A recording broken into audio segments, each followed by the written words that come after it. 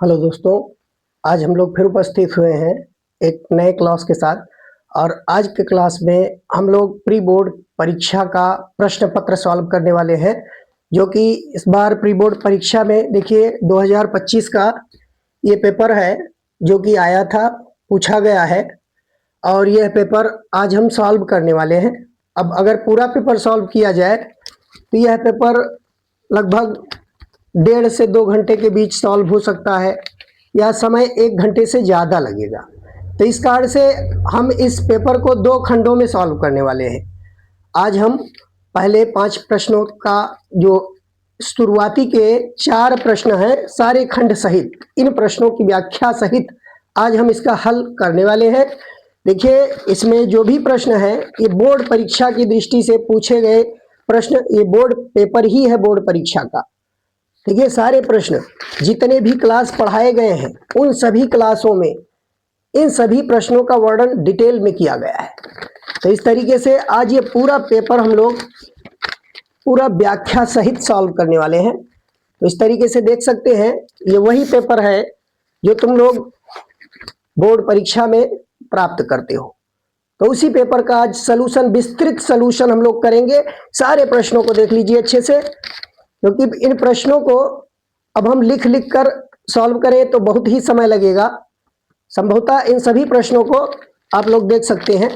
तो इसमें जो ऑप्शनल टाइप के प्रारंभिक प्रश्न हैं, इन ऑप्शनल टाइप के प्रश्नों को हम यहाँ कुछ बोर्ड पर सॉल्व करने वाले हैं, और बाकी जितने भी न्यूमेरिकल हैं या डिस्क्रिप्टिव प्रश्न हैं उन सब की व्याख्या की जाएगी। तो आइए देखते हैं इस प्रश्न का जो बहुविकल्पीय प्रश्न है। इसमें पहला प्रश्न दिया हुआ है, निर्वात की विद्युतशीलता एप्सिलॉन नॉट का मात्रक है। तो निर्वात की विद्युतशीलता एप्सिलॉन नॉट का मात्रक बताया जा चुका है, कूलाम स्क्वायर प्रति न्यूटन मीटर स्क्वायर। इसमें ऑप्शन नंबर सी हमारा जो थर्ड ऑप्शन है ये राइट आंसर होगा। अब कैसे निकाला गया, तो इसकी व्याख्या सहित हल हम कर सकते हैं। F बराबर 1/4 pi epsilon nought, 4 pi epsilon nought Q1 Q2 upon r square, ये फार्मूला हम पढ़ चुके हैं। और इसी फार्मूले से अगर हम एप्सिलॉन नॉट की वैल्यू निकालें तो एप्सिलॉन नॉट इक्वल टू आ जाएगा 1/4 pi Q1 Q2 upon F into r square. अब इसी से हम मात्रक ज्ञात कर सकते हैं। देखिए, इसमें 1/4 पाई ये कांस्टेंट है, और Q1 Q2 इसका मात्रक अगर निकाला जाए तो ये हो जाएगा, Q1 का मात्रक भी कूलाम है, Q2 का भी कूलाम है, तो कूलाम इंटू कूलाम, ये कूलाम स्क्वायर हो जाएगा। और नीचे बल का मात्रक न्यूटन और दूरी का होता है मीटर, तो मीटर पर स्क्वायर लग जाएगा, कूलाम स्क्वायर प्रति न्यूटन मीटर स्क्वायर। इस तरीके से ये ऑप्शन नंबर थर्ड हमारा राइट आंसर होगा। अब देखिए, प्रश्न संख्या 1 का जो खा खंड है, इस खा खंड में कैसे प्रश्न पूछा गया है। एक समान चुंबकीय क्षेत्र बी में बल रेखाओं के लंबवत एक इलेक्ट्रॉन आवेश ई, इलेक्ट्रॉन पर आवेश दिया है ई, नियत वेग v से चल रहा है, इलेक्ट्रॉन पर लगने वाला बल है। तो देखिए, एक समान चुंबकीय क्षेत्र में, यहाँ चुंबकीय क्षेत्र B है, और इस चुंबकीय क्षेत्र में बल रेखाओं के लंबवत, बल रेखा के लंबवत मतलब जिधर चुंबकीय क्षेत्र है उस दिशा के लंबवत इलेक्ट्रॉन गतिमान है। तो यहाँ एक फार्मूला बताया गया था कि एक समान चुंबकीय क्षेत्र में अगर थीटा कोण पर कोई Q आवेशित कण गतिमान हो तो उस पर लगने वाला बल का सूत्र ये बताया गया था, F बराबर QVB साइन थीटा। ये थीटा कोण पर गतिमान कोई आवेशित कण पर बल है। अब यहां लंबवत कह रहा है तो थीटा हो जाएगा 90 डिग्री, और आवेश E है, इलेक्ट्रॉन पर आवेश E दिया है, तो Q की जगह पर E रख देंगे, और वेग v ही दिया हुआ है, चुंबकीय क्षेत्र B है, और यहाँ साइन 90 का मान 1 हो जाएगा। तो ऐसे सिचुएशन में लगने वाला बल EV इंटू B के बराबर होगा।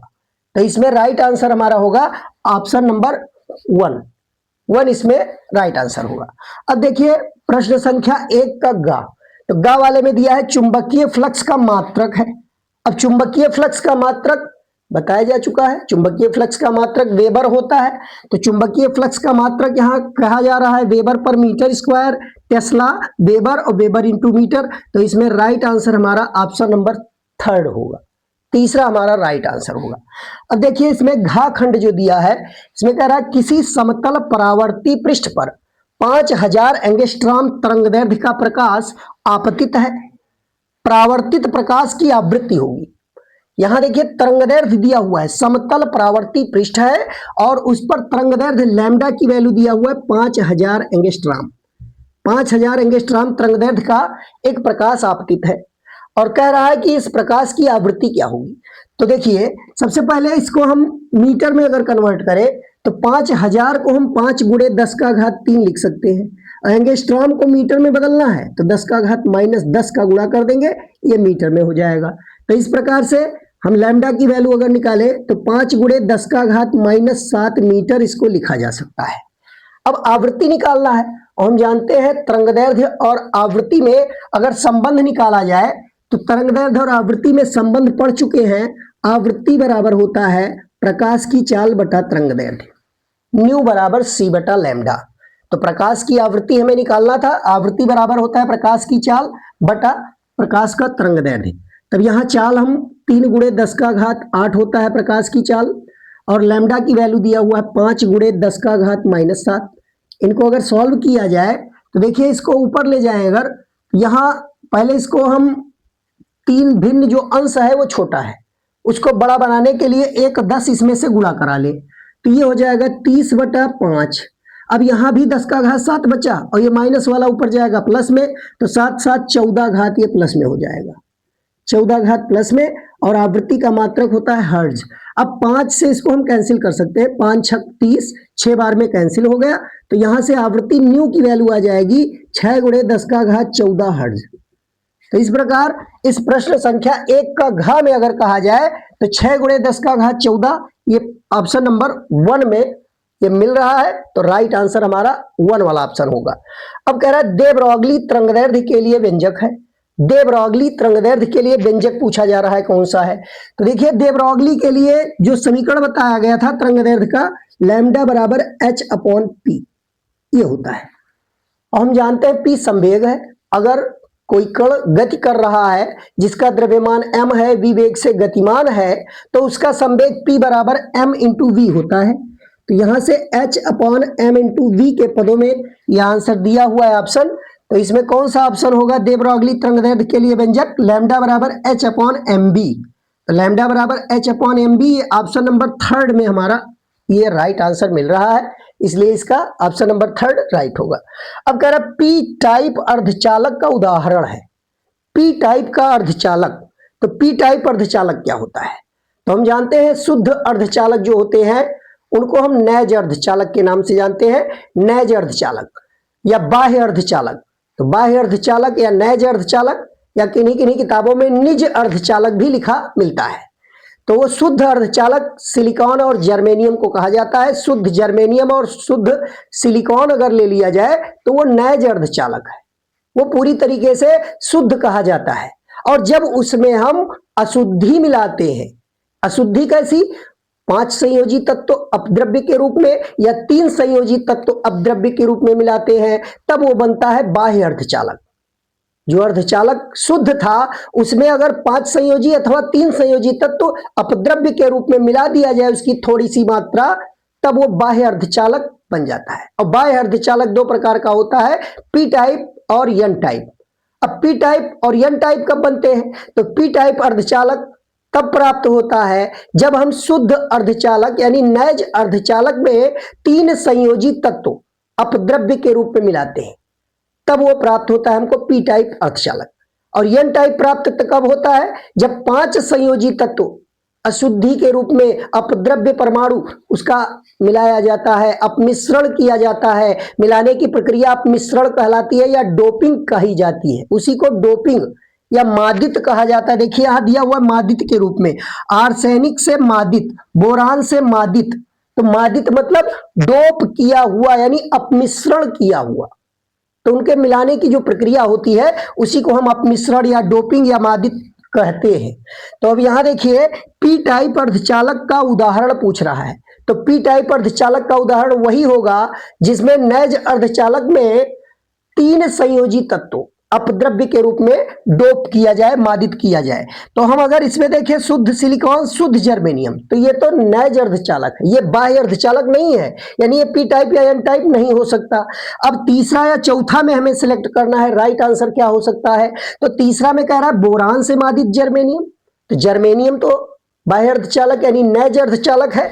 अब इसमें बोरान मिलाया जा रहा है, पहले कह रहा है, तो बोरान जो होता है वो 3 संयोजी तत्व है।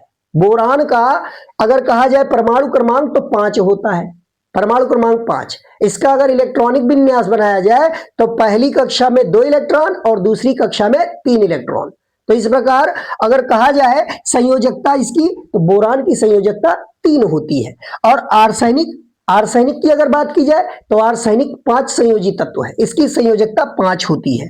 तो अगर आर्सेनिक से मादित करेंगे शुद्ध जर्मेनियम को तब वो एन टाइप बनेगा, और बोरान से मादित करेंगे तब वो पी टाइप। और यहाँ पी टाइप ही हमें पहचान करना है, पी टाइप का उदाहरण कहा जा रहा है। तो इस प्रकार से इसमें तीसरा वाला जो ऑप्शन होगा वो हमारा राइट आंसर होगा। तो ये हमारे ऑप्शनल टाइप के प्रश्न थे। अब आइए देखते हैं, इसमें शार्ट प्रश्न भी दिए हुए हैं। शार्ट प्रश्न में ये दूसरा का का खंड, दूसरे के का खंड में दिया हुआ है, ओम के नियम को परिभाषित कीजिए। तो ओम का नियम हम पढ़ चुके हैं कि अगर कोई चालक है उसकी भौतिक अवस्था में परिवर्तन ना किया जाए, यदि किसी चालक की भौतिक अवस्था में परिवर्तन ना हो, भौतिक अवस्था यानी उसका ताप, दाब आदि में परिवर्तन ना किया जा रहा हो, तब उस चालक के सिरे पर स्थापित विभवांतर और उस विभवांतर के कारण चालक में बहने वाली धारा का अनुपात नियत होता है। इसी को ओम का नियम कहा गया था, हम पिछली कक्षाओं में पढ़ चुके हैं। V और I का अनुपात जो होता है वो नियत होता है, इसका अनुपात नियत होता है। इसी नियतांक को वैद्युत प्रतिरोध कहा गया था। या हम इस तरीके से भी कह सकते हैं कि चालक के सिरे पर स्थापित विभवांतर और उसमें बहने वाली धारा अनुक्रमानुपाती होती है, या कहिए उसका अनुपात नियत होता है। तो यही ओम के नियम में बताया गया था। यदि किसी चालक की भौतिक अवस्था न बदली जाए या किसी चालक की भौतिक अवस्था में परिवर्तन न किया जाए, तो उस चालक के सिरे पर स्थापित विभवांतर तथा विभवांतर के कारण प्रवाहित होने वाली धारा का अनुपात नियत होता है। तो इसको कहते हैं ओम का नियम। इतना ही लिखना था इसमें। अब अगला कह रहा है वाटहीन धारा क्या है। वाटहीन धारा, तो वाटहीन धारा के बारे में बताया जा चुका है कि यदि कोई वैद्युत परिपथ है और उसमें विद्युत धारा का प्रवाह हो रहा हो और उसमें औसत शक्ति क्षय शून्य हो, तब उसमें जो धारा प्रवाहित हो रही है उस धारा को हम वाटहीन धारा कहते हैं। यानी यदि किसी प्रत्यावर्ती धारा परिपथ में धारा इस प्रकार से प्रवाहित हो कि उसमें औसत शक्ति क्षय शून्य हो, तब उसमें प्रवाहित होने वाली धारा को वाटहीन धारा कहा जाता है। तो औसत शक्ति क्षय शून्य तब होगा जब शक्ति गुणांक 0 मिले, और शक्ति गुणांक 0 तब मिलेगा जब V और I के बीच कलांतर 90 डिग्री हो। तो ऐसे सिचुएशन में हम जानते हैं जब परिपथ में L यानी स्वप्रेरकत्व होता है या जब धारिता C कार्य कर रही होती है, तब वहां वोल्टेज और धारा के बीच कलांतर 90 डिग्री होता है। और जब 90 डिग्री कलांतर होगा उस समय परिपथ में बहने वाली धारा जो होगी वो वाटहीन धारा कहलाएगी, क्योंकि तब शक्ति गुणांक cos फाई का मान 0 हो जाएगा। जब फाई 90 होगा तो cos फाई 0 हो जाएगा और हमको प्राप्त हो जाएगा वाटहीन धारा।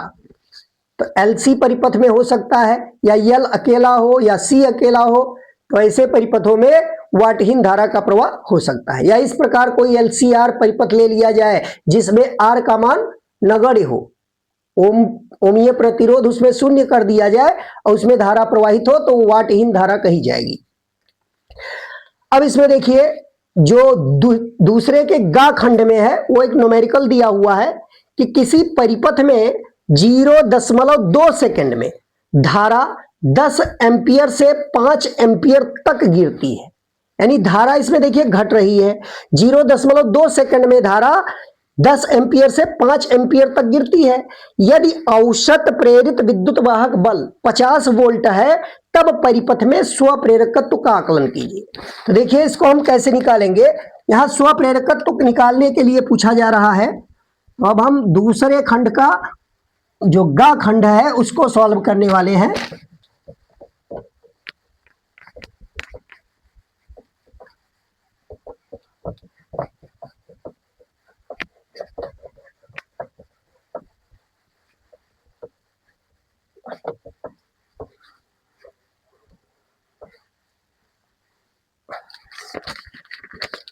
देखिए 2 का गा खंड।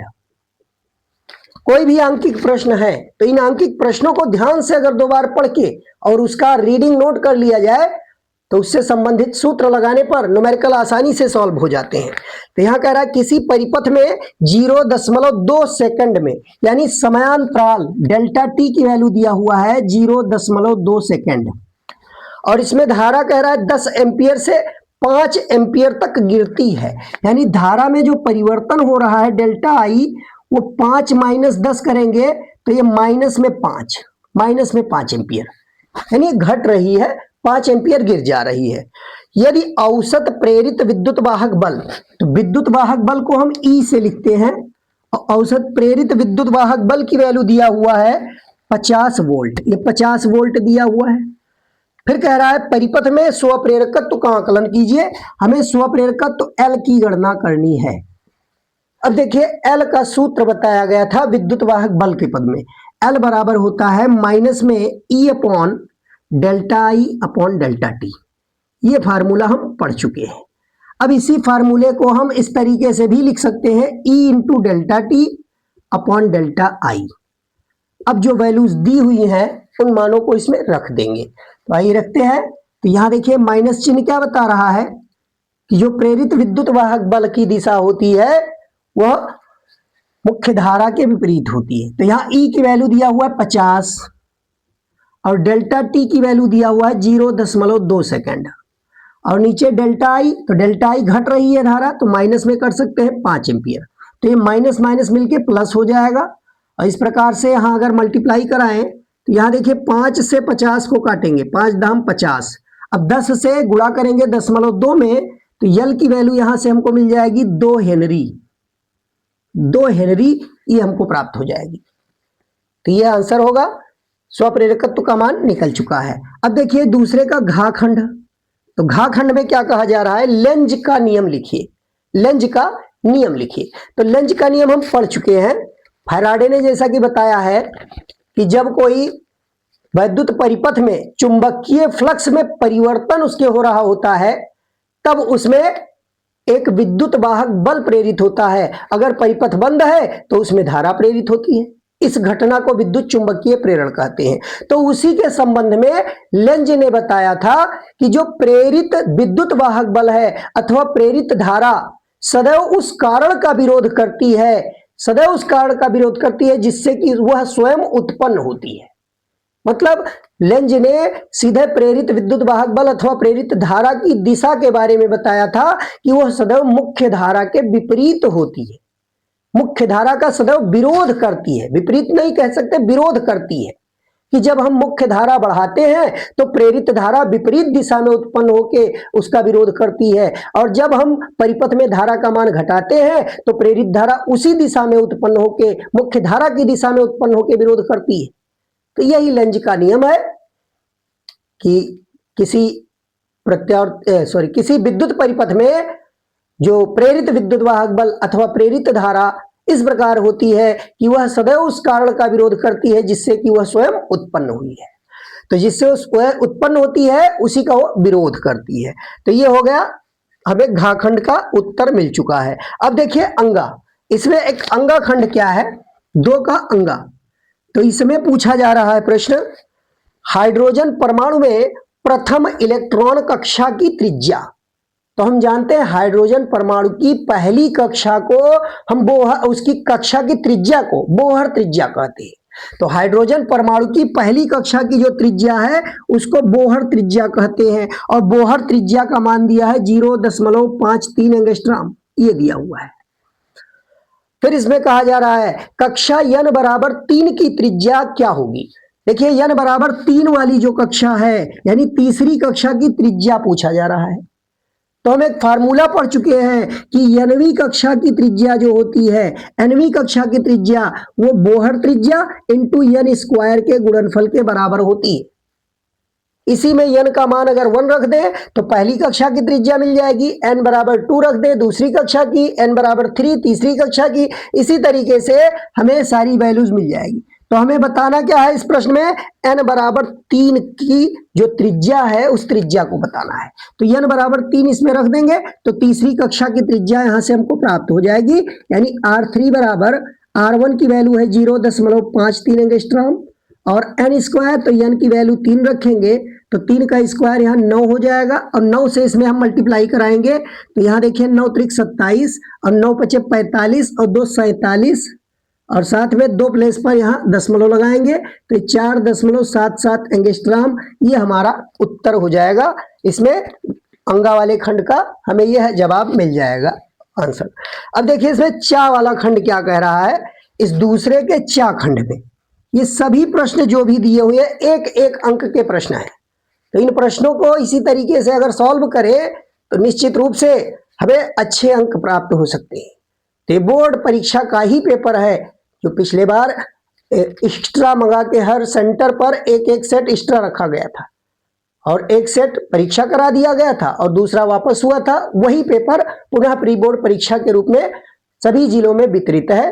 तो इस तरीके से देखिए इसमें चा वाला खंड है, किसी एक परिघटना का नाम लिखिए जिसकी व्याख्या क्वांटम सिद्धांत से की जा सकती है और तरंग सिद्धांत से नहीं। ये खंड 2 का चा कि हमें एक ऐसी परिघटना का नाम यानी प्रकाश की एक ऐसी परिघटना का नाम बताना है कि जिसकी व्याख्या क्वांटम सिद्धांत से की जा सकती है, तरंग सिद्धांत से नहीं। तो हम जानते हैं कि जो प्रकाश वैद्युत प्रभाव और कॉम्पटन प्रभाव ये ऐसी घटनाएं हैं कि जिसको क्वांटम सिद्धांत से उसकी व्याख्या की जा सकती है, उसकी व्याख्या तरंग सिद्धांत से हम नहीं कर सकते। तो इन्हीं दोनों में से कोई एक परिघटना हम लिख सकते हैं, प्रकाश वैद्युत प्रभाव या कॉम्पटन प्रभाव, सीधा इसका जवाब हमको मिल जाएगा। तो प्रकाश वैद्युत प्रभाव यह हम हमारे सिलेबस में है, इसको हम आसानी से ये लिखकर इसका जवाब दे सकते हैं। एक ही उदाहरण बताना था, इसमें कह रहा है कि किसी एक परिघटना का नाम लिखिए, तो वह परिघटना कौन सी है, प्रकाश वैद्युत प्रभाव है जो कि क्वांटम सिद्धांत, ये क्वांटम सिद्धांत से इसकी व्याख्या की जा सकती है, तरंग सिद्धांत से इसकी व्याख्या नहीं की जा सकती। अब देखिए प्रश्न संख्या 3 का इसमें कह रहा है धातुओं व अर्धचालकों की प्रतिरोधकता पर ताप का क्या प्रभाव पड़ता है। तो तीसरे के का खंड में कहा जा रहा है, तीसरे का इसमें कह रहा है प्रश्न कि धातुओं व अर्धचालकों की प्रतिरोधकता पर ताप का क्या प्रभाव पड़ता है। यानी धातु, एक धातु की बात कर रहा है और दूसरा अर्धचालक, तो इसमें प्रतिरोधकता की बात कर रहा है कि प्रतिरोधकता और ताप में हमें संबंध बताना है कि धातुओं में ताप बढ़ाने पर प्रतिरोधकता पर क्या प्रभाव पड़ेगा और अर्धचालकों में ताप का प्रतिरोधकता पर क्या प्रभाव पड़ेगा। तो हम जानते हैं धातुओं का अगर ताप बढ़ाया जाए तो उसकी प्रतिरोधकता बढ़ती है और अर्धचालक में इसका ठीक विपरीत होता है, ताप बढ़ाने पर प्रतिरोधकता घटती है। तो धातुओं के लिए प्रतिरोधकता को रो से लिखते हैं, तो प्रतिरोधकता ये बढ़ती है ताप के बढ़ने पर, जब ताप बढ़ाते हैं तो प्रतिरोधकता बढ़ती है। और अर्धचालक के लिए अगर कहा जाए तो यहाँ प्रतिरोधकता घट जाती है ताप बढ़ाने पर प्रतिरोधकता घटती है। तो इस तरीके से ये प्रश्न संख्या 3 का खंड का जवाब हमको यही लिखना है कि धातुओं का ताप बढ़ने पर उसकी प्रतिरोधकता बढ़ती है जबकि अर्धचालकों का ताप बढ़ने पर उसकी प्रतिरोधकता घटती है। यानी धातु जो होते हैं उनका प्रतिरोधकता ताप के अनुक्रमानुपाती होता है जबकि अर्धचालकों में जो प्रतिरोधकता होती है वह ताप के व्युत्क्रमानुपाती होती है। देखिए खा खंड, तीसरे का खा खंड, इसमें पूछा जा रहा है समभारिक तथा समन्यूट्रॉनिक के एक एक उदाहरण दीजिए। समभारिक और समन्यूट्रॉनिक का एक एक उदाहरण देना है।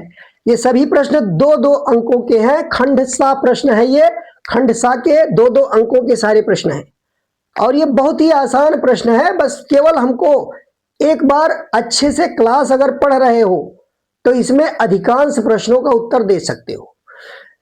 देखिए यहां खंड खा में कह रहा है संभारिक तथा समन्यूट्रॉनिक। तो हम जानते हैं संभारिक क्या होते हैं कि वह सभी तत्व जिनका परमाणु भार समान हो परंतु परमाणु क्रमांक भिन्न हो, संभारिक कहलाते हैं। परमाणु भार समान हो, परमाणु भार मतलब न्यूक्लियनों की संख्या जिसमें समान होती है परंतु परमाणु क्रमांक भिन्न होता है, तो वे सभी तत्व संभारिक कहलाते हैं। और समन्यूट्रॉनिक ऐसे तत्वों को कहते हैं, ऐसे परमाणुओं के समूह को कहते हैं जिनमें न्यूट्रॉनों की संख्या समान हो, जिसमें समान न्यूट्रॉन होते हैं, उन सभी परमाणुओं को हम समन्यूट्रॉनिक कह सकते हैं। तो यहां देखिए समभारिक का उदाहरण लिखने के लिए कहा जा रहा है। तो समभारिक मतलब जिसमें परमाणु भार समान हो। समभारिक का मतलब हुआ जिसमें परमाणु भार समान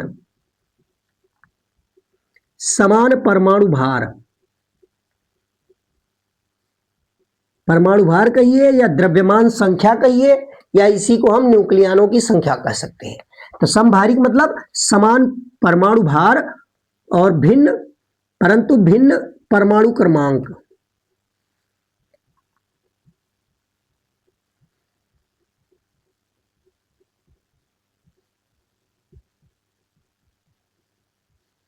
जिनका परमाणु क्रमांक भिन्न और परमाणु भार समान हो उनको हम समभारिक कहते हैं। अब इसका उदाहरण कह रहा है तो इसका उदाहरण हम लिख सकते हैं। देखिए समभारिक का उदाहरण हम आसानी से लिख सकते हैं। जैसे हम कह दें कि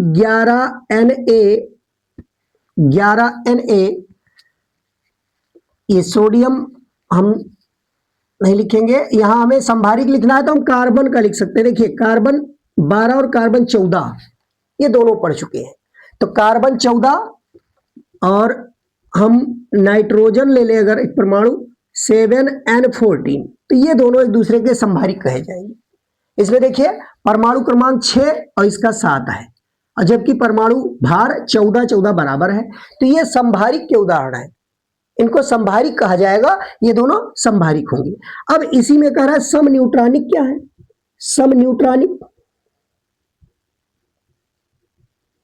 समन्यूट्रॉनिक तो देखिए जिसमें न्यूट्रॉनों की संख्या समान हो।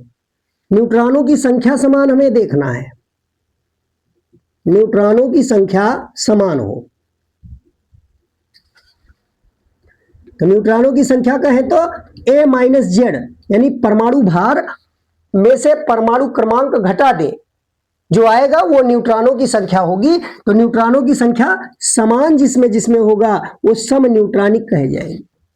तो समन्यूट्रॉनिक जिसमें न्यूट्रॉनों की संख्या समान हो। अब इसका अगर उदाहरण देना है, एक उदाहरण यहां भी देना है, यहां भी एक उदाहरण देना है। कह रहा है इसमें कि समन्यूट्रॉनिक और समभारिक का एक एक उदाहरण दीजिए। तो देखिए यहां सोडियम वाली बात जो लिख रहे थे 11Na23 और दूसरा हम 12Mg23 ले सकते हैं। 12Mg23 या Mg में 24 होता है और Na जो होता है इसमें हम 23, हाँ ये इसमें 23 होता है, इसमें 24, परमाणु भार इसका 24 होता है। अब यहाँ A-Z की वैल्यू अगर निकालें तो 23 में से 11 घटाएंगे तब भी 12 बचेगा और यहाँ 24 में से 12 घटाएंगे तब भी 12 बचेगा। तो ये 11Na23 यानी सोडियम का परमाणु भार 23 होता है जबकि मैग्नीशियम का परमाणु भार 24 होता है। अब यहां देखिए इसमें परमाणु क्रमांक सोडियम का 11 है और मैग्नीशियम का है 12, लेकिन दोनों में A-Z का मान दोनों में बराबर है। A-Z यहाँ 23 - 11 करेंगे 12 आएगा, 24 - 12 करेंगे ये भी 12 आएगा। तो ये दोनों समन्यूट्रॉनिक कहे जाएंगे। ये समन्यूट्रॉनिक के उदाहरण है और इनको समभारिक कहा जाता है। अब आइए देखते हैं प्रश्न संख्या 3 का घा। तो घा वाले प्रश्न में इसके पहले देखिए खा था, तो अभी गा वाला बाकी है। तो देखिए 3 का गा खंड क्या होगा। तो गा खंड में कहा जा रहा है किसी नैज अर्धचालक में बाह्य अशुद्धियों को मिलाने पर वह N टाइप व P टाइप अर्धचालकों में किस प्रकार से परिवर्तित हो जाती है। और फिर कह रहा है और उनकी चालकता पर क्या प्रभाव पड़ता है। तो देखिए ये बात हम पहले ही बता चुके हैं कि जब नैज अर्धचालक में 3 संयोजी तत्व अशुद्धि के रूप में मिलाया जाता है तब प्राप्त बाह्य अर्धचालक पी टाइप अर्धचालक कहा जाता है। और जब नैज अर्धचालक में 5 संयोजी तत्व अपद्रव्य के रूप में मिलाया जाता है तो इस प्रकार प्राप्त बाह्य अर्धचालक को एन टाइप अर्धचालक कहते हैं। अब एन टाइप अर्धचालक, पी टाइप अर्धचालक, पूरी कहानी इसकी हम क्लास में यहाँ बताएंगे। देखिए एन टाइप और पी टाइप अर्धचालक के बारे में हम जानते हैं कि जो नैज अर्धचालक होते हैं, नैज अर्धचालक वो 4 संयोजी होती हैं और अगर उसमें 5 संयोजी तत्व मिला दिया जाता है अपद्रव्य परमाणु तो इसकी बहुत कम मात्रा मिलाई जाती है। इस तरीके से हम देख सकते हैं, ये इसमें 4 संयोजकता इसका होता है तो 4 संयोजी तत्व तो यहां लिया जाता है, इसमें भी 4 होता है।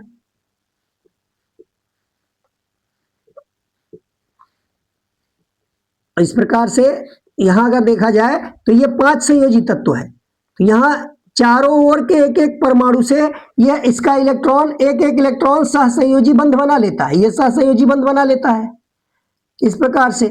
उसके बावजूद भी ये 5 संयोजी है तो एक इलेक्ट्रॉन इसके पास एक्स्ट्रा रह जाता है, ये एन टाइप अर्धचालक कहा जाएगा। एन टाइप अर्धचालक में यह बातें होती है, एन टाइप इसको कहते हैं। क्यों? क्योंकि इसमें एक इलेक्ट्रॉन मुक्त हो जाता है, एक इलेक्ट्रॉन बहुत कम ऊर्जा दे करके ये मुक्त हो जाता है और पूरे क्रिस्टल में गति करने लगता है तो इसको मुक्त इलेक्ट्रॉन कहा जाता है और यही इसमें बहुसंख्यक वाहक के रूप में होते हैं। और जबकि पी टाइप अर्धचालक में 3 संयोजी तत्व लिया जाता है, इसकी जगह पर 3 संयोजी तत्व रहता है। तो पी टाइप की बात करें अगर तो यहाँ 3 संयोजी तत्व होता है और उसमें एक इलेक्ट्रॉन की कमी रहती है। देखिए अगर हम पी टाइप की बात करें, पी टाइप अर्धचालक, तो पी टाइप अर्धचालक वह अर्धचालक होते हैं जिसमें 3 संयोजी तत्व अपद्रव्य के रूप में मिलाए जाते हैं। अब यहां देखिए एक इलेक्ट्रॉन यहां अतिरिक्त है, यहां एक इलेक्ट्रॉनों की कमी प्रदर्शित हो रही है। यहां 3 इलेक्ट्रॉन तो साझा कर लेते हैं, अपने चारों ओर के परमाणुओं में से 3 इलेक्ट्रॉन ये 3 परमाणुओं के इलेक्ट्रॉनों से सहसंयोजक बंध भागीदारी करके बना लेते हैं और यहां एक इलेक्ट्रॉन का स्थान, रिक्त स्थान यहां उत्पन्न होता है जिसको होल कहते हैं, कोटर। तो यहां कोटर उत्पन्न होते हैं, ये कोटर इस प्रकार होते हैं, ये रिक्त स्थान होता है और ये इस प्रकार से होता है कि ये जैसे कोई धन आवेशित इलेक्ट्रॉन हो, ये कण के रूप में व्यवहार करता है, यह भी गति करता है। तो ये यहां अभी पी टाइप अर्धचालक, इसमें कोटर होते हैं, बहुसंख्यक वाहक कोटर होते हैं या हम चार्ज कैरियर इसको कह सकते हैं, आवेश वाहक। तो आवेश वाहक कोटर पी टाइप में होते हैं और इलेक्ट्रॉन, मुक्त इलेक्ट्रॉन जो होते हैं वो एन टाइप अर्धचालक में होते हैं। अब इनकी चालकता हमें बतानी है तो ये तो हमने बताया एन टाइप और पी टाइप अर्धचालकों में किस प्रकार से परिवर्तित करते हैं। तो जब नैज अर्धचालक में 3 संयोजी तत्व अपद्रव्य परमाणु के रूप में अपमिश्रित कर दिया जाता है, डोपिंग कर दिया जाता है, तो इस प्रकार प्राप्त अशुद्ध अर्धचालक को हम कहेंगे पी टाइप अर्धचालक। और जब 5 संयोजी तत्व अपद्रव्य के रूप में मिश्रित किया जाता है तो इस प्रकार प्राप्त अशुद्ध अर्धचालक को हम एन टाइप अर्धचालक कहते हैं। तो इतनी बातें तो ये लिखनी थी। फिर कह रहा है उनकी चालकता पर क्या प्रभाव पड़ता है। तो चालकता पर प्रभाव क्या पड़ता है, तो अगर हम जर्मेनियम का 10⁸ परमाणु ले लें और उसके साथ एक अपद्रव्य परमाणु मिला दे, ये जर्मेनियम का 10⁸ परमाणु के साथ एक अपद्रव्य परमाणु मिलाने पर इसकी चालकता 10⁻16 गुनी बढ़ जाती है, 10⁻16 गुनी वृद्धि हो जाती है। 10⁸ परमाणु के साथ में एक अपद्रव्य परमाणु केवल अशुद्धि के रूप में मिलाने पर उसकी चालकता 16 गुनी अधिक हो जाती है, 16 गुनी वृद्धि देखने को मिलती है इसमें। तो इस प्रकार यहां भी इसका आंसर हमें प्राप्त हो गया। उसकी चालकता पर प्रभाव क्या पड़ता है, तो चालकता बढ़ाने के लिए ही अशुद्धि मिलाया जाता है और चालकता पर प्रभाव पड़ता है। छोटी सी मात्रा में अपद्रव्य मिलाने से उसकी चालकता कई गुनी बढ़ जाती है। अब कह रहा है स्थिर वैद्युतिकी के गाउस के नियम को समझाइए। घ वाले खंड में है तीसरे का ये घा खंड है। तो इसमें पूछा जा रहा है गाउस का नियम। गाउस का नियम कहिए या गॉस का नियम कहिए, तो गाउस का नियम इसमें बताना है, इसी को समझाना है तीसरे के घा खंड में। तो जैसा कि हम पढ़ चुके हैं कि किसी बंद पृष्ठ से होकर गुजरने वाला कुल वैद्युत फ्लक्स उस पृष्ठ द्वारा परिबद्ध कुल आवेश का 1/ε0 गुना होता है। तो क्या बताया था गाउस ने कि अगर कोई बंद पृष्ठ है तो उस बंद पृष्ठ से होकर गुजरने वाला कुल वैद्युत फ्लक्स उस पृष्ठ से परिबद्ध कुल आवेश का 1/ε0 गुना होता है। जितना आवेश बंद पृष्ठ से परिबद्ध है उसका 1/ε0 गुना होता है उससे होकर गुजरने वाला वैद्युत फ्लक्स। तो ये हो गया गाउस का नियम। अब देखिए 4 का खंड, प्रश्न संख्या 4 के का खंड में देखिए क्या पूछा जा रहा है। तो इसमें कहा जा रहा है किसी प्रकाशिक माध्यम की वर्ण विक्षेपण क्षमता की परिभाषा लिखिए। तो वर्ण विक्षेपण क्षमता की परिभाषा बताना है। तो हम प्रिज्म वाले पाठ में पढ़ चुके हैं कि जब कोई प्रिज्म से श्वेत प्रकाश गुजारा जाता है तो वह श्वेत प्रकाश 7 रंगों की पट्टियों में विभक्त होता है, जिसमें सबसे नीचे बैगनी रंग की पट्टी हमको प्राप्त होती है और सबसे ऊपर लाल रंग की पट्टी प्राप्त होती है। यानी सबसे ज्यादा विचलन बैगनी रंग के प्रकाश का होता है और सबसे कम विचलन लाल रंग के प्रकाश का होता है। तो इन दोनों लाल और बैगनी के बीच का जो कोणीय परिक्षेपण होता है, लाल और बैगनी रंग तथा लाल रंग के मध्य कोणीय परिक्षेपण तथा मध्यवर्ती रंग मतलब पीला रंग का विचलन कोण का अनुपात उस माध्यम का वर्ण विक्षेपण क्षमता कहलाता है। यानी बैगनी रंग के प्रकाश किरण का और लाल रंग के प्रकाश किरण के मध्य कोणीय परिक्षेपण तथा मध्यवर्ती रंग यानी पीला रंग का विचलन कोण का अनुपात वर्ण विक्षेपण क्षमता कहलाता है और इसको ओमेगा से प्रदर्शित करते हैं। और कोणीय परिक्षेपण थीटा लिखा गया था और यहां विचलन कोण मध्यवर्ती रंग यानी पीले रंग का। तो ये कोणीय परिक्षेपण बैगनी और लाल रंग के मध्य का कोणीय परिक्षेपण थीटा और यहां मध्यवर्ती रंग पीला का विचलन कोण, इनका अनुपात वर्ण विक्षेपण क्षमता कहलाता है। ये तो हो जाएगी परिभाषा। अब कह रहा है किसी पदार्थ के लाल बैगनी तथा पीले रंग के प्रकाश के लिए अपवर्तनांक दिया हुआ है। यानी इस सूत्र को अपवर्तनांक के पद में हमें बदलना पड़ेगा। तो देखिए इस सूत्र को हम अपवर्तनांक के पद में कैसे बदल सकते हैं। तो यहां थीटा बराबर बताया गया था delta b minus delta r upon delta y, और डेल्टा बी को लिख सकते हैं NB -1 इंटू ये, और डेल्टा आर को लिख सकते हैं NR -1 इंटू ये। और फिर इसको जब सॉल्व किया गया था तो ये आया था ऊपर NB माइनस NR, ये आया था। और नीचे डेल्टा वाई को लिख सकते हैं NY -1, ए से ए कैंसिल हो जाएगा। तो इस प्रकार से ये ओमेगा का ये सूत्र मिला। अब इसी सूत्र पर आधारित न्यूमेरिकल इसमें दिया हुआ है। तो यहां देखिए कह रहा है NR की वैल्यू दिया हुआ है, लाल रंग के प्रकाश का अपवर्तनांक दिया है 1.52 और बैगनी रंग के प्रकाश का अपवर्तनांक दिया हुआ है 1.62 और पीले रंग के पदार्थ का अपवर्तनांक दिया है, पीले रंग के प्रकाश का अपवर्तनांक 1.60 ये दिया हुआ है। कह रहा है कि पदार्थ की वर्ण विक्षेपण क्षमता ज्ञात कीजिए। तो देखिए इसी फार्मूले से हम सीधे निकाल सकते हैं ओमेगा इक्वल टू NV की वैल्यू 1.62 माइनस NR की वैल्यू 1.52 अपॉन NY है 1.60 माइनस 1। सॉल्व करेंगे तो यहाँ देखिए घटाने पर 1.01 बचेगा और यहाँ पर घटाने पर 0.60 बचेगा। यहाँ पॉइंट से पॉइंट हटाया जा सकता है और 0 से 0 कैंसिल करेंगे, 1/6 केवल आएगा। और इसको अगर भाग किया जाए तो देखिए पॉइंट लगाएंगे 10, 6 का नम 6, 4 बचा 40, 6 का हम 36, 40 फिर 6 का हम 36 यानी 6 6 6 6 आएगा। इसको हम सीधे 7 लिख सकते हैं। तो ये हो जाएगी वर्ण विक्षेपण क्षमता प्रकाशिक माध्यम की। अब अगला देखिए चौथा का खा खंड। चौथे का खा खंड, इसमें कह रहा है विशिष्ट प्रतिरोध किसे कहते हैं। तो विशिष्ट प्रतिरोध के लिए सूत्र बताया गया था rho equal to are into ए बटा यल। अब इसमें अगर यल का मान 1 रख दिया जाए और ए का मान भी 1 मीटर स्क्वायर ले लिया जाए तो यहां से देखिए रो बराबर आ जाएगा आर के, रो बराबर आ जाएगा आर के। तो इस आधार पर हम इसको परिभाषित कर सकते हैं कि यदि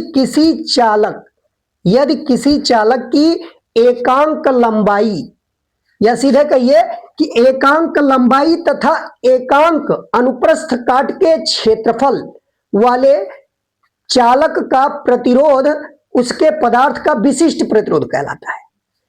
एकांक लंबाई तथा एकांक अनुप्रस्थ काट क्षेत्रफल वाले चालक का प्रतिरोध उसके पदार्थ का विशिष्ट प्रतिरोध कहलाता है। तो इसी सूत्र से हम विशिष्ट प्रतिरोध को परिभाषित कर सकते हैं कि यदि चालक की लंबाई 1 मीटर कह दिया जाए और उस चालक का क्षेत्रफल, अनुप्रस्थ काट का क्षेत्रफल 1 मीटर स्क्वायर कह दिया जाए, तब उस चालक तार का जितना प्रतिरोध होगा वही उसके पदार्थ का विशिष्ट प्रतिरोध कहलाएगा, वो विशिष्ट प्रतिरोध के भी बराबर होगा।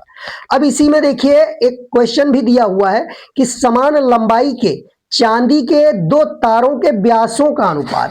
देखिए 2 तारों के व्यासों का अनुपात दिया है D1 और D2। तो व्यास का अनुपात यहां दिया है 1:3। यहां हम 1/3 लिख सकते हैं। D1 और D2 का अनुपात 1:3 दिया हुआ है। कह रहा है उनके विशिष्ट प्रतिरोधों तथा विद्युत प्रतिरोधों का अनुपात ज्ञात कीजिए। तो हमें बताना है उस चांदी के जो 2 तार हैं उनकी लंबाइयां कह रहा है समान है। चांदी के तार की लंबाइयां समान है, L1 और L2 ये बराबर है। प्रश्न में यही दिया हुआ है कि समान लंबाई के चांदी के 2 तारों के व्यासों का अनुपात 1:3 है। हमें बताना है उनके विशिष्ट प्रतिरोधों तथा वैद्युत प्रतिरोधों का अनुपात।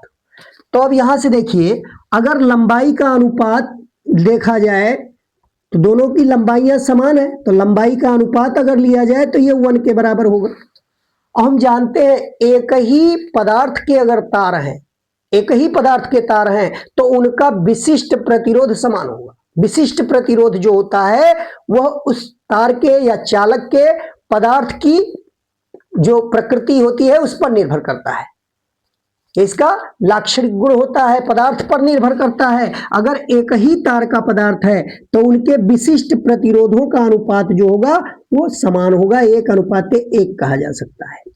यहां दोनों तार चांदी के तार हैं, तो दोनों एक ही धातु के तार हैं, इसलिए उनके विशिष्ट प्रतिरोधों का अनुपात जो होगा वो 1:1। और विद्युत प्रतिरोधों का अनुपात कहा जाए तो यही से देखिए इसी सूत्र से हम R बराबर अगर निकाले तो रो L/A आता है। अब ये दोनों के लिए नियत हो जाएगा, भाई रो जो है वो नियत होगा। यहां से अगर हम लंबाई और क्षेत्रफल में R1 और R2 का अनुपात निकाले तो R1/R2 बराबर आएगा L1/L2 इंटू A2/A1, A2/A1। और यहां से देखिए A2/A1 हो जाएगा ये। और हम जानते हैं ये अनुप्रस्थ परिच्छेद क्षेत्रफल है, तो यहां से देखिए लंबाई का अनुपात L1/L2 और क्षेत्रफल यहां लिख सकते हैं πr2² अपॉन πr1², ये लिखा जा सकता है। पाई से पाई कैंसिल, तो इस प्रकार देखिए लंबाई का अनुपात 1 और जो अनुपात व्यास में है वही अनुपात त्रिज्याओं में होगा। भाई व्यास का आधा ही त्रिज्या होता है, तो ऊपर नीचे 2 से भाग करें तो यही R1 और R2 का अनुपात भी यही आएगा, कोई परिवर्तन नहीं होगा। तो इस प्रकार यहां देखिए L1/L2 का मान 1 हो जाएगा और यहां R2/R1 का स्क्वायर करना है, R2/R1, तो इसको अगर पलट दिया जाए तो 3/1 हो जाएगा। यहां से देखिए इस प्रकार से हम R1 और R2 का अनुपात जब निकालेंगे तो ये आ जाएगा 3 का स्क्वायर 9 और नीचे 1 का स्क्वायर 1। तो यहाँ प्रतिरोधों का अनुपात हमें मिल जाएगा। यहाँ से देखिए प्रतिरोधों का जो अनुपात मिलेगा R1 और R2 का अनुपात ये मिल जाएगा 9:1। 9:1 ये हमारा उत्तर होगा। तो विशिष्ट प्रतिरोधों का अनुपात 1:1 कहा जाएगा और विद्युत प्रतिरोधों का अनुपात 9:1 कहा जाएगा। अब यहां देखिए अगला प्रश्न, देखिए प्रश्न संख्या गा यानी 4 का गा खंड, ये 4 का खा खंड था और 4 के गा खंड में देखिए क्या कहा जा रहा है। तो 4 का गा खंड यहां दिया, एक समान चुंबकीय क्षेत्र बी में, एक समान चुंबकीय क्षेत्र बी में n फेरों एवं a क्षेत्रफल वाली धारावाही कुंडली पर लगने वाले बलाघूर्ण का व्यंजक व्युत्पन्न कीजिए।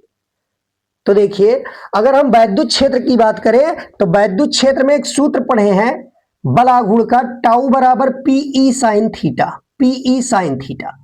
तो इसी के सदृश यहां चुंबकीय क्षेत्र में बताना है कि एक समान चुंबकीय क्षेत्र बी में n फेरों एवं a क्षेत्रफल वाली धारावाही कुंडली में, कुंडली पर लगने वाले बलाघूर्ण का व्यंजक। तो बलाघूर्ण का व्यंजक देखिए, अगर इसको हम चुंबकीय क्षेत्र के लिए लिया जाए तो चुंबकीय क्षेत्र में इसके सदृश P के सदृश यम होता है, ये वैद्युत द्विध्रुवाघूर्ण है, ये चुंबकीय द्विध्रुवाघूर्ण है, और वैद्युत क्षेत्र के लिए E है, चुंबकीय क्षेत्र के लिए B होगा, और यहाँ इंटू साइन थीटा होगा। ये फार्मूला मिल जाएगा चुंबकीय क्षेत्र के लिए। और इस चुंबकीय क्षेत्र में हमें मालूम है चुंबकीय द्विध्रुवाघूर्ण जो होता है NIA के बराबर होता है, NIA।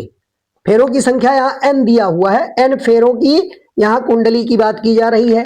तो अब यम की जगह पर अगर हम NIA रख दें तो यहां से देखिए बलाघूर्ण टाउ की वैल्यू हो जाएगी NIAB साइन थीटा। तो इसी का डेरिवेशन करना है, यहां व्यंजक प्राप्त करना है। तो ये व्यंजक हम पीछे क्लास में बता चुके हैं, वहां से इसको डिटेल देख लीजिएगा। इसी फार्मूले का हमें निगमन करना है, तो यह फार्मूला यही पूछा गया है, इसका निगमन करके वहां से देख सकते हैं। अब कह रहा है कि जबकि कुंडली की अक्ष एवं चुंबकीय क्षेत्र बी के बीच का कोण थीटा है। हाँ, तो थीटा कोण के पदों में ही हमको यह व्यंजक प्राप्त करना है। तो यही प्रश्न का हमको आंसर उत्पन्न करना है। अब देखिए चौथे का घा खंड, चौथे के घा खंड में देखिए एक प्रश्न दिया हुआ है, थोड़ा सा यहां स्पेस कर लिया जाए।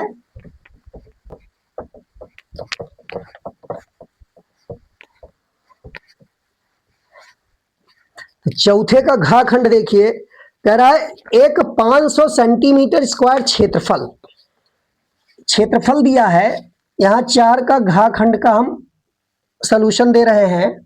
ये क्षेत्रफल दिया है 500 सेंटीमीटर स्क्वायर, ये दिया हुआ है, तथा 1000 फेरों की संख्या है, फेरों की संख्या है 1000 की संख्या है। कुंडली को 2 × 10⁻⁻5 वेबर पर मीटर स्क्वायर के, यानी चुंबकीय क्षेत्र ये दिया है 2 × 10⁻5 वेबर पर मीटर स्क्वायर, ये चुंबकीय क्षेत्र दिया हुआ है।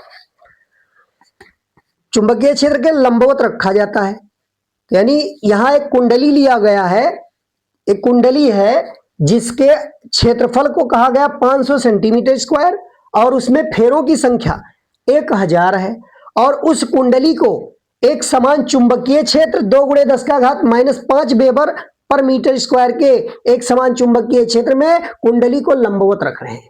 तो कुंडली को लंबवत रखना मतलब कुंडली की अक्ष और चुंबकीय क्षेत्र की दिशा ये दोनों समान होगी। भाई जब कुंडली को लंबवत रखेंगे तो कुंडली की अक्ष उस कुंडली के तल के लंबवत होगी और वही दिशा चुंबकीय क्षेत्र की होगी। तो यानी पहला एंगल दिया हुआ है θ1, ये 0 डिग्री। जब कुंडली को चुंबकीय क्षेत्र के लंबवत रखेंगे तो उस समय कुंडली की अक्ष और चुंबकीय क्षेत्र एक ही दिशा में होने के कारण θ1 0 डिग्री कहा जाएगा। फिर कह रहा है कुंडली को 0.2 सेकेंड में, टाइम अंतराल दिया है यहाँ डेल्टा टी दिया है 0.2 सेकेंड, 0.2 सेकेंड में 180 अंश कोण से घुमाया जाता है। तो ये θ2 की वैल्यू दिया हुआ है 180 डिग्री, 180 अंश घुमाया जा रहा है। यदि कुंडली का प्रतिरोध 20 ओम हो, कुंडली का प्रतिरोध दिया है 20 ओम। फिर कह रहा है कुंडली में प्रेरित विद्युत वाहक बल तथा प्रेरित धारा ज्ञात कीजिए। प्रेरित विद्युत वाहक बल ज्ञात करना है और प्रेरित धारा ज्ञात करनी है, ये दोनों वैल्यू हमें ज्ञात करना है। तो आइए देखते हैं कैसे ज्ञात करेंगे। तो सबसे पहले यहां देखिए, सबसे पहले चुंबकीय फ्लक्स φb की गणना करते हैं। तो φb पहले था, हम कह सकते हैं BA cos θ1। यहां केवल और केवल कोण में परिवर्तन, यहाँ कोण में परिवर्तन किया जा रहा है, उस कुंडली को घुमाकर चुंबकीय फ्लक्स में परिवर्तन किया जा रहा है। तो यहाँ φ1 b, या हम इसको सीधे φ1 लिख सकते हैं। देखिए चुंबकीय फ्लक्स को φ1 अगर कहें तो पहले स्थिति में b1 cos θ1 और दूसरी स्थिति में φ2 ये ba cos θ2 ये है। अब हमें डेल्टा फाई बी निकालना है। डेल्टा फाई बी चुंबकीय फ्लक्स में परिवर्तन कितना हो रहा है, तो यहां से हम φ2 माइनस φ1 जब करेंगे तो देखिए बी ये दोनों में कॉमन है, बी ये कॉमन है और यहां मिल जाएगा हमको cos θ2 माइनस cos θ1 ये मिल जाएगा। अब मान रख के सॉल्व किया जाए तो डेल्टा फाई बी हम निकाल लेंगे। डेल्टा फाई बी बराबर बी की वैल्यू यहां से निकाल सकते हैं 2 गुणे 10 का घात माइनस 5 और ए की वैल्यू ये सेंटीमीटर स्क्वायर में है, इसको हम 5 गुणे 10 का घात 2 बना लेंगे और सेंटीमीटर स्क्वायर को मीटर स्क्वायर में बदलने के लिए 10 का घात माइनस 4 का गुणा करेंगे। सेंटीमीटर स्क्वायर था तो माइनस 4 में गुणा करेंगे तो ये मीटर स्क्वायर हो जाएगा। तो इस प्रकार यहां से सॉल्व करने पर 5 गुणे 10 का घात माइनस में 2 मीटर स्क्वायर मिलेगा। ये हो जाएगा क्षेत्रफल एमकेएस पद्धति में। तो अब इसको रखेंगे यहाँ 5 गुणे 10 का घात माइनस 2 मीटर स्क्वायर, ये वैल्यू ए की रखेंगे और हम जानते हैं cos θ2 का मान दिया है 180 डिग्री और cos 180 डिग्री का मान होता है -1। cos 180 डिग्री का मान -1 होता है और दूसरा cos θ 0 कर देंगे। इसमें θ1 की वैल्यू जब 0 करेंगे तो cos 0 का मान होता है 1। तो यहाँ माइनस माइनस दोनों देखिए -1 मिलके -2 बना लेंगे और ये 2 से इसमें गुणा कर देंगे। तो यहाँ हमको मिल जाएगा डेल्टा फाई बी बराबर ये टोटल वैल्यू हमको माइनस में मिलने लगेगी और यहाँ से देखिए 2 दूनी 4 पंचे 20, ये टोटल आ जाएगा 20 और 10 की घात यहाँ से -7 मिल जाएगा। 20 गुणे 10 का घात माइनस में 7, ये इतना वेबर मिल जाएगा चुंबकीय फ्लक्स में परिवर्तन। अब हमको निकालना क्या है, हमको निकालना है पहले प्रेरित विद्युत वाहक बल E, प्रेरित विद्युत वाहक बल E और यहाँ देखिए यन की वैल्यू भी दिया हुआ है। तो फार्मूला क्या है, E बराबर -n delta phi b upon delta t. इस फार्मूले से हम प्रेरित विद्युत वाहक बल की गणना कर सकते हैं। तो यहाँ n की वैल्यू 1000 है तो 1000 को हम 10 का घात 3 लिख सकते हैं और साथ में डेल्टा फाई बी की वैल्यू ये माइनस में आया है 20 गुणे 10 का घात -7 ये मिल गया है और डेल्टा टी की वैल्यू दिया हुआ है, डेल्टा टी 0.2 सेकेंड है, 0.2 सेकेंड।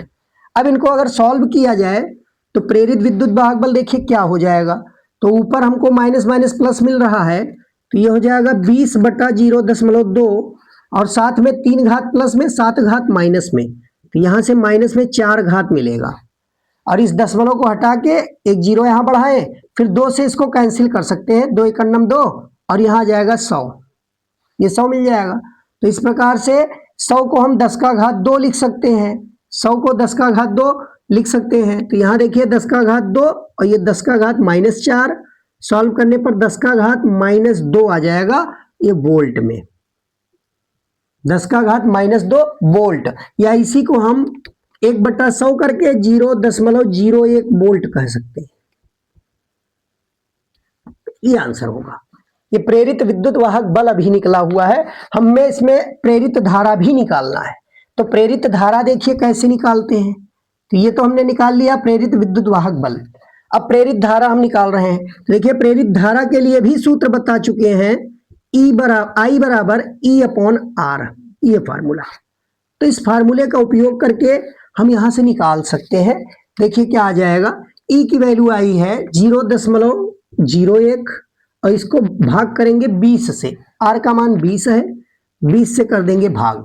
तो 20 से भाग करने पर क्या मिलेगा, तो देखिए हम क्या कर सकते हैं, यहाँ से हम ऊपर अगर ऊपर नीचे कुछ मल्टीप्लाई कराते हैं, ये छोटा है अंश, तो हम एक काम करें, इसको अगर हम 1000 से गुणा करें तो ये 10 बन जाएगा।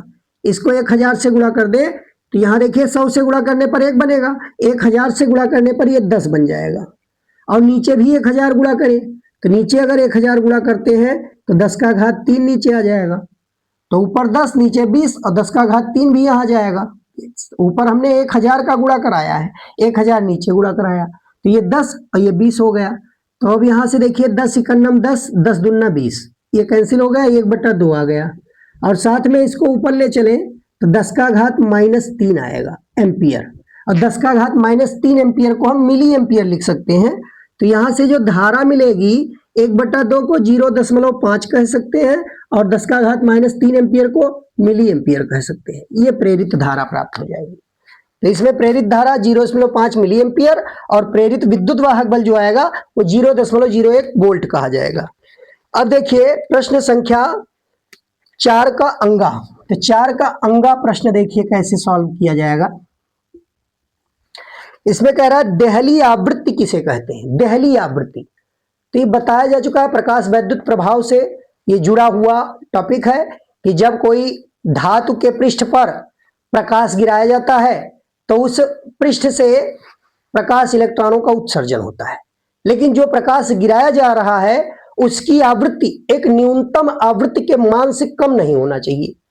उससे कम अगर होगा तो प्रकाश इलेक्ट्रॉनों का उत्सर्जन नहीं होगा। तो उसी न्यूनतम आवृत्ति को देहली आवृत्ति, यानी देहली आवृत्ति क्या होती है, आपतित प्रकाश की वह न्यूनतम आवृत्ति, किसी धातु के पृष्ठ पर आपतित प्रकाश की वह न्यूनतम आवृत्ति जो उस पृष्ठ से प्रकाश इलेक्ट्रॉनों का उत्सर्जन कर सके, उसे हम देहली आवृत्ति कहते हैं। वह उस पृष्ठ के लिए, उस पदार्थ के लिए देहली आवृत्ति कहलाएगी। तो देहली आवृत्ति एक न्यूनतम आवृत्ति होती है, उससे कम आवृत्ति वाला प्रकाश इलेक्ट्रॉन उत्सर्जन नहीं कर सकता, यानी प्रकाश वैद्युत प्रभाव नहीं दिखा सकता। तो उसी को हम देहली आवृत्ति कहेंगे। तो सबसे पहले देहली आवृत्ति इसमें परिभाषित करना था, देहली आवृत्ति परिभाषित कर देंगे। फिर अगला कह रहा है सोडियम धातु से एक इलेक्ट्रॉन निकालने के लिए 2.3 इलेक्ट्रॉन वोल्ट ऊर्जा की आवश्यकता होती है। मतलब ये कार्यफलन दिया हुआ है, कार्यफलन को W से लिखिए या कहीं कहीं फाई से भी लिखा मिल सकता है। तो एक कार्यफलन दिया हुआ है 2.3 इलेक्ट्रॉन वोल्ट। तो यहां दिया है कि सोडियम धातु से एक इलेक्ट्रॉन निकालने के लिए 2.3 इलेक्ट्रॉन वोल्ट ऊर्जा की आवश्यकता होती है।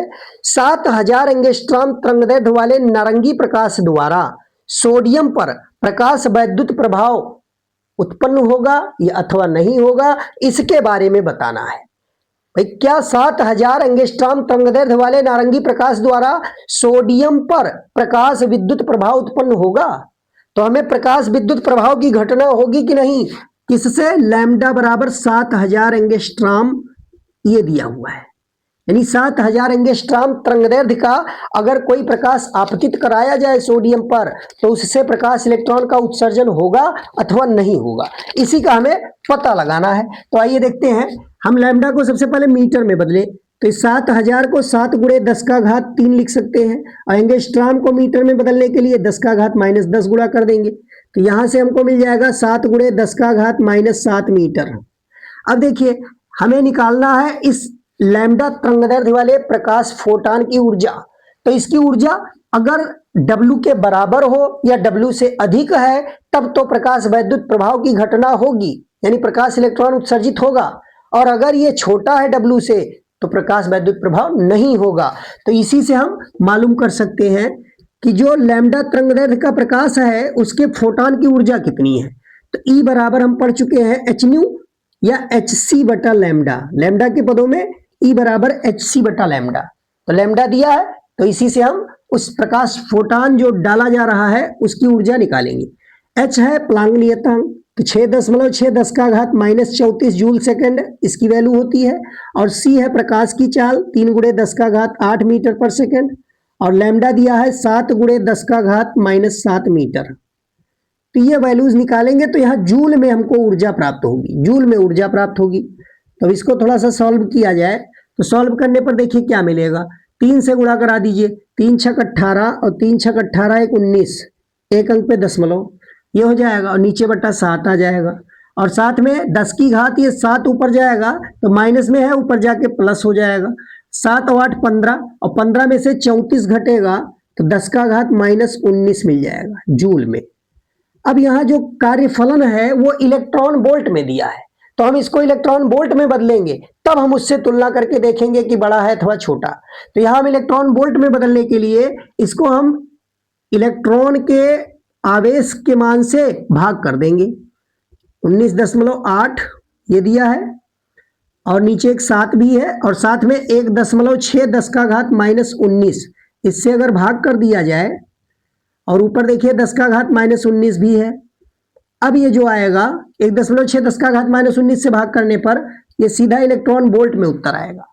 तो यहां से देखिए दशमलव से हम दशमलव को हटा सकते हैं, दशमलव से दशमलव हटाया जा सकता है, हट गया। अब आगे यहां सॉल्व किया जाए तो ये 2 से कैंसिल हो सकता है, 2 8 16 और इसको 2 से काटेंगे तो ये 2 9 18 और 2 9 18 99 आएगा। इस प्रकार ई बराबर सॉल्व करने पर ऊपर आएगा 99 और नीचे आएगा 7 8 56, ये मिल जाएगा। और यहाँ 10 का घात -19 10 का घात -19 कैंसिल हो गया। ये डायरेक्ट इलेक्ट्रॉन वोल्ट में यही हमको प्राप्त होने वाला है। तो देखिए इसको अगर सॉल्व किया जाए तो इसको भाग करने पर 56 से अगर 99 को भाग करें तो इसका आंसर अगर सॉल्व करेंगे तो ये 1.76 करके कुछ मिलेगा। इसको भाग करके चेक कर लीजिए, हम 99 को 56 से अगर भाग कराएं तो 1.76 के आसपास ये लगभग वैल्यू इतना मिलेगा इलेक्ट्रॉन वोल्ट। अब यहाँ क्या है, W की वैल्यू 2.3 है और यहाँ जो प्रकाश आपतित कराया जा रहा है उस प्रकाश फोटॉन की ऊर्जा 1.76 है।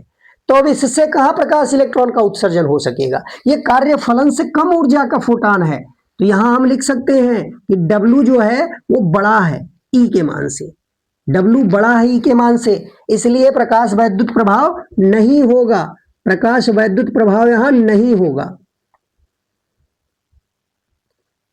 प्रकाश वैद्युत प्रभाव नहीं होगा। तो ये हमारा होगा जवाब। तो इस प्रकार आज हम लोगों ने ये 4 प्रश्नों के यानी 4 प्रश्न जो चौथा था उसके अंगाखंड तक उत्तर दे चुके हैं। अब इसमें देखिए 5वें का 5 खंड बाकी है और 6 7 8 9 लांग प्रश्न। तो इसको अब हम अगले भाग में सॉल्व कराने वाले हैं और वीडियो बहुत लंबा हो रहा है, इसलिए आज के लिए इतना ही। शेष भाग हम अगले क्लास में लेकर आएंगे। धन्यवाद।